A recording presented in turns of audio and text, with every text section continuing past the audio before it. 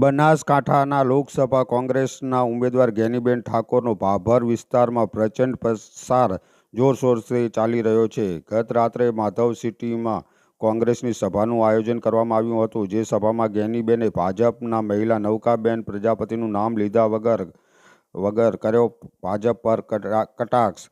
નૌકાબેન પ્રજાપતિએ મિલકતને લઈને આપેલ નિવેદન સામે કટાક્ષ કરવામાં આવ્યો। અમે ના બોલીએ તેવું ના સમજે, અમે કમજોર અને છતાં ભાજપના એક મહિલા બેન છે ને, એ તો ઉલડીને એવા ભાષણ કરે કે જેને તમારે આપણને એક ભાભરના ઓલું કહેતા શરમ આવે। અને શરમ એટલા માટે આવે કે આ તો ગેનીબેન આવડી મોટી સંપત્તિઓ ચાંદી ભેગી કરી આ ચોથી બધું લાયા, આ તો ખોટા બધા ડ્રામા કરે છે। તો હું એમને કહેવા માંગુ છું કે ગેનીબેનના બાપા અબાસણામાં જન્મ્યા હતા, અમારું મૂળ સ્થાન અબાહણા છે। અમે આ બધાના હળતા ભળતા રહ્યા છે। આ માધવ સિટીમાં મકાન જે મારું છે એ સ્કીમમાં લીધેલું છે, અને હું ધારાસભ્ય નથી એ પહેલાનું લીધેલ છે। અમે મહેસાણા જિલ્લામાં તમારો આશરો લેવા નથી આવ્યા, તમે તરી ભર પહેલા આવ્યા હતા, અમે તમને આશરો આપ્યો છે। અને અમે તો વિશાળ દિલના હતા, એ ગમે મોનું બોલે ને તો અમે એના સામે જવાબ ના આપીએ। આજે હું ધારાસભ્ય છું, અને એ ગમે ઓલું કરે ને તો એ ગમે એ બોલે છે, પણ એના સમાજને કઈ ઠેસ ના પહોંચે।